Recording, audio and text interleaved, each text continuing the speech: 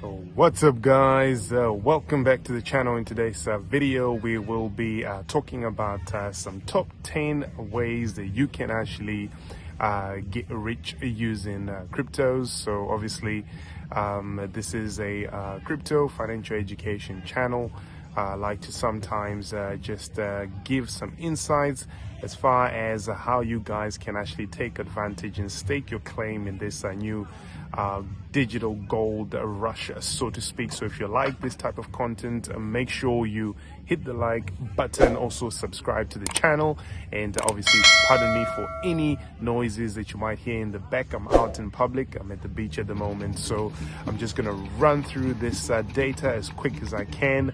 So obviously, according to some statistics and just out of observation, personally myself, I actually went through some statistics that said that as of 2023, the number of blockchain wallet users had actually reached somewhat upwards of about 80 million users. And guess what? You could be one of those users who are early to the party and are utilizing this blockchain technology to pretty much hedge against counterparty risk, especially as far as legacy system players in the financial world that do include middlemen such as banking institutions. So this is a statistic that actually is according to Statista.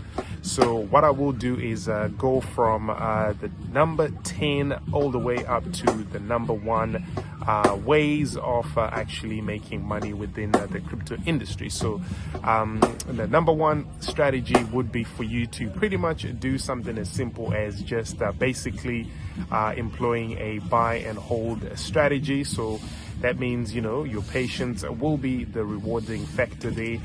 Bitcoin, we've seen that obviously since 2010 it has gone from a mere few cents and over 25k as we speak today. So that's obviously an astronomical incremental rise in the value of the asset. Obviously this is in relation to how we measure it, which is according to the worth of fiat currencies, which just tells you how much fiat money debasement has also taken place in the same amount of time. So in pretty much a matter of 10 years or so. So buying and holding the asset yourself is a good strategy that you can just employ long term to make sure, you know, the money that you're saving for your future is saved in an asset that doesn't depreciate and that does have a limited supply, and there is no better option than BTC, of course. So at number 9, I would be saying that you need to obviously engage in some sort of activity such as crypto mining. However, this has become relatively very difficult for the average person, as we've seen mining really go into more or less like data center type of infrastructure units where you've got millions, if not hundreds of thousands of computers mining at a time. But for those guys that do have a large amount of capital, perhaps you could participate in some kind of a mining pool, and this would be something that could give you some income on digital assets. So the mining process itself does involve using high-powered computers to solve complex problems, and usually you can mine several cryptos such as Bitcoin, Ethereum, Litecoin, etc. So at number 8, I'm sorry about the noise in the background, guys, so just bear with me 2 seconds. Okay, sorry about that, guys. Anyway, so that was number 9. We're talking about mining itself. So at number 8, you've got obviously the obvious thing that a lot of people do engage in, which is the activity of actually trading digital assets.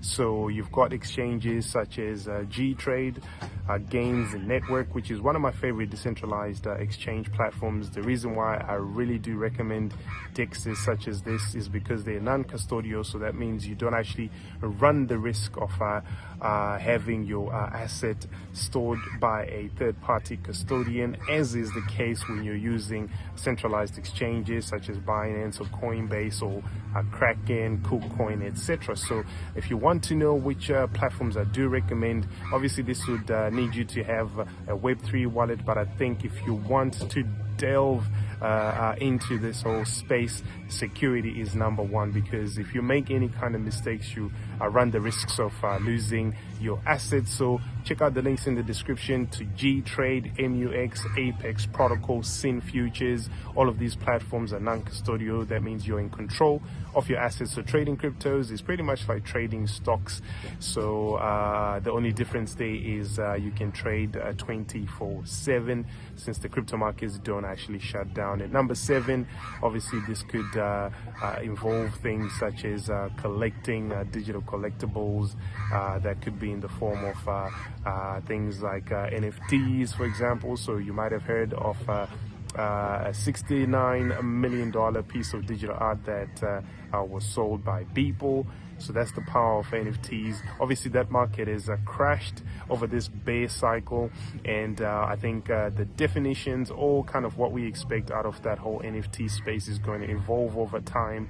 But rest be sure that these are not going to go away anytime soon. So make sure you you consider good NFTs if you want to hold any of that, and maybe trade those or collect those, hoping that they can go up in value. I don't hold any kind of NFTs necessarily.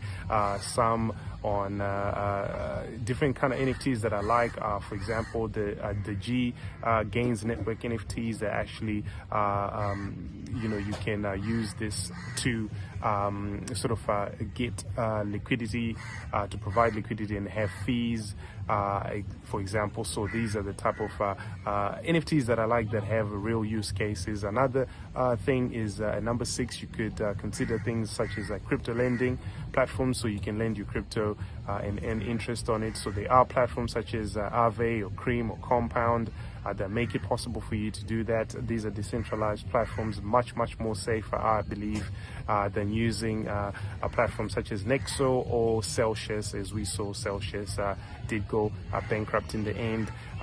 So that was the number 6. At number 5, you've got tokenization of assets. So real estate, art, businesses, anything can be tokenized. So if you own a piece of property, you can actually tokenize it as well, which could be something that you could do in order for you to create some kind of a revenue for yourself.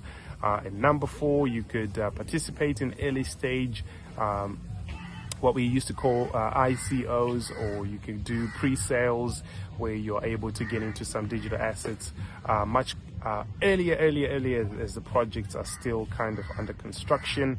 And if they do succeed in actually developing the tech that they do promise, then you would have come in at the very low end of the price point for acquiring these assets. So this is always a strategy that you could also utilize, but it does mean that sometimes you have to have a network, such as myself. I have a lot of people that I know in crypto who are in different projects, so a lot of times I get the information way before it hits the market, so I'm able to sort of position myself before that. So you can participate in those early stage offerings, and hopefully you could get good bargains on your digital assets. Number 3, you could pretty much work for crypto by either providing services or products where you would charge in crypto instead of fiat, and this could be a strategy for you to accumulate and get your digital asset bag up. At number 2, you could pretty much build on the blockchain. So there's many protocols out there. The future of dApps seems promising, so you could get involved if you're a developer, perhaps in working on certain projects. And obviously, if you're part of the teams, is usually a token distribution. If they have a utility token where there's an allocation that's primarily dedicated to devs, etc. So that's another strategy that you could employ. And then number 1 is obviously education. educating yourself, making sure that you are staying abreast of all the latest developments in crypto is a sure way for you to actually make money in this space, because just like anything else, it does take you having some intel in order to place yourself in a position where you could stand a chance to benefit. So this is something that I do recommend, especially for all these beginners and people that aren't working in the space, and obviously kind of keeping up with the sentiment on a day-to-day basis, or some of the information online, to just make sure you understand what has potential to maybe give you real good returns. So that's why I do recommend that you guys go to decentralized.news, which is our main site, and you can go get some free resources and tools to help you navigate your way in this whole crypto ecosystem. Also, make sure you check out the links in the description to obviously Tokenized Trillions and Blockchain Applied, which are books that will give you a lot of information about real world asset tokenization on the blockchain. Also, you can check out a link to my new book, DeFi Millionaire, which is at defi-millionaire.com, and you can download that ebook for free. And if it's something that you want to learn more about DeFi and all of that good stuff, other than that, make sure you go to our main site and also join our Telegram and our Discord server. Until next time, guys, like, share, subscribe, turn on the notification bell. We'll see you guys soon. Peace out.